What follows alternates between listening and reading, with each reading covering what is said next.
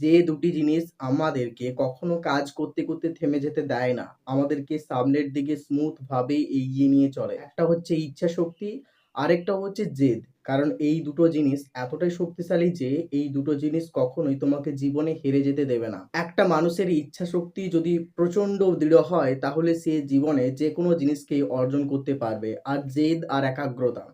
একাগ্রতা হলো কোনো একটা কাজে লেগে থাকা। সেই কাজে ব্যর্থতা যতই আসুক তবু সেই কাজটাকে ছেড়ে না দেওয়া।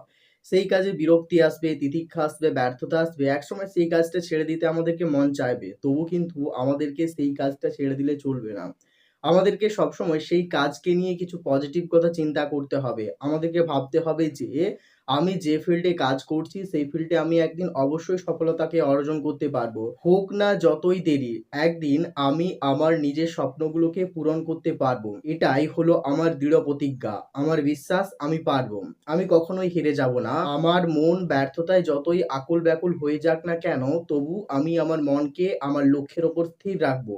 আমার স্বপ্নের উপর স্থির রাখবো। আমি যে ফিল্ডে সাকসেসকে অর্জন করতে চাই সেই ফিল্ডের উপর আমার মনকে স্থির রাখবো। আমার বিশ্বাস আমার এই নিজের কাজের ফিল্ডে একদিন আমার মনকে স্থির করতে পারবো এবং সেদিন আমার মন শান্ত হয়ে যাবে এবং সেদিন আমার মন আমার এই ফিল্ড থেকে একটা অদ্ভুত রকমের আনন্দ পাবে এবং এই ফিল্ডের মাধ্যমে আমি জীবনে অনেক কিছু অর্জন করতে পারবো। হয়তো সেটা করতে অনেকটা সময় লাগবে।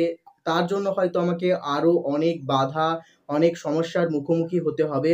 কিন্তু আমি সেই বাধা এবং সমস্যার মুখোমুখি হয়ে সেখানে দাঁড়িয়ে পড়বো না। সেখান থেকে হয়তো আমাকে অনেকটা কষ্ট অর্জন করতে হবে, কষ্ট পেতে হবে।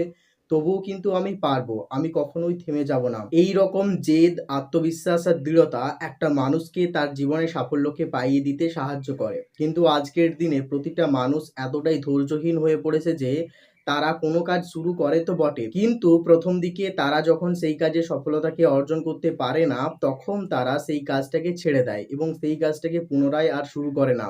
তখন তারা এটা ভেবে নেয় যে আমার দ্বারা এই কাজটা হবে না। আসলে তুমি যখন কোনো কাজ করতে চাইছো, তুমি সেই কাজটা করার জন্য উপযোগী কিনা সেটা ভগবান তোমাকে প্রতিনিয়ত পদে, পদে পরীক্ষা করে যাবেন। তাই তোমাকে সব পরীক্ষায় উত্তীর্ণ হয়ে সামনের দিকে এগিয়ে যেতে হবে। তোমার লক্ষ্যের প্রতি স্থির থাকতে হবে, তোমার স্বপ্নের প্রতি অনড় থাকতে হবে।